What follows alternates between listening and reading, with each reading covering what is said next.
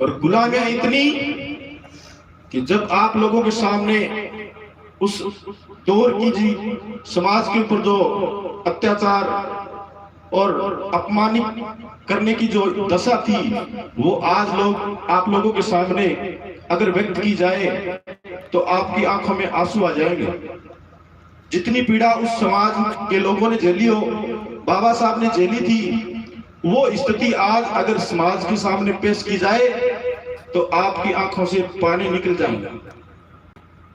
तो फिर हमारा ये धर्म बन जाता है कि हमें अपने समाज को शिक्षित करना है और फिर संगठित रहना है और फिर संघर्ष करना है।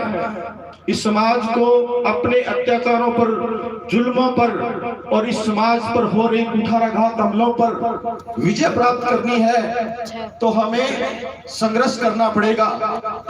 बाबा साहब ने अपने एक वक्तव्य में कहा था कि ये जंग जुल्मों का है और जुल्मों के विरुद्ध जंग जारी रहे।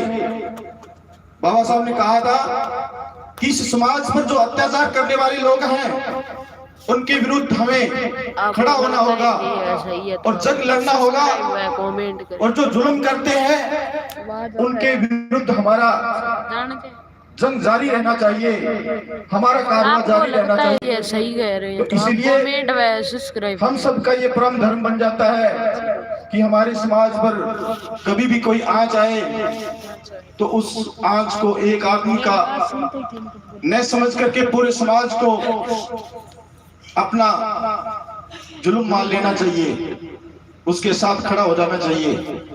आपने देखा होगा कि करालिया से एक भाई, जिसके भाई ने इस समाज के लिए कुर्बानी दी थी, तो हमारा धर्म बनता है कि ऐसी घटना दोबारा न हो। तो हमें बाबा साहब के बताए हुए रास्ते पर चलना चाहिए। शिक्षित बनो, संगठित रहो और संघर्ष करो। बाबा साहब का परिचय तो आप लोग सब पढ़ते हैं। बाबा साहब का जन्म आज ही के दिन 14 अप्रैल 1891 को मध्य प्रदेश के मऊ की छावनी में जन्म हुआ था।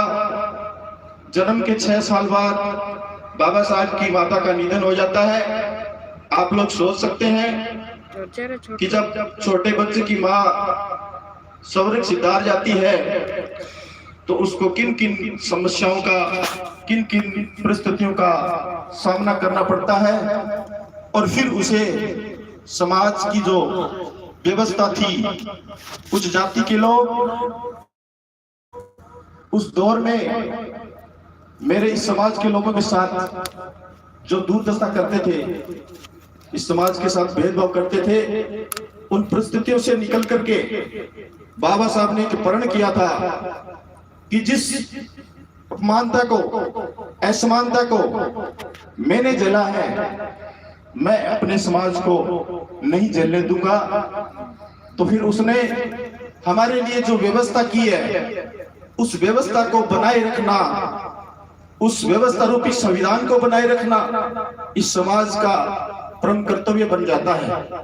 आज आप लोग देखते हैं कि बाबा साहब के द्वारा जो संविधान बनाया गया था, हमारे देश का संविधान बाबा साहब डॉक्टर भीमराव अंबेडकर की देन है, और इस समाज के जो सारी व्यवस्था इस समाज को दी है वो बाबा साहब के संविधान ने दी है। और उस आप देखते हो उस संविधान पर आज जो आंच आई है, उस संविधान की आंच को आप अपना एक चैलेंज समझें। संविधान को बचाना है तो हमें उन लोगों के विरुद्ध खड़ा होना होगा जो हमारे बाबा साहब के संविधान को खंडित करने की साजिश रचते हैं। उनके विरुद्ध हमें इकट्ठा होना होगा और खड़ा होना होगा कि हम उस इंसान की पैदाइश हैं जिसने इस देश के लिए संविधान बनाया।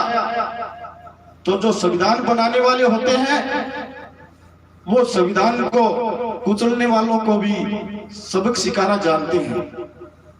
इसलिए मैं आप लोगों से आह्वान करना चाहता हूं कि हमें समाज की जो भी कुरीतियां उनको हमें त्यागना होगा।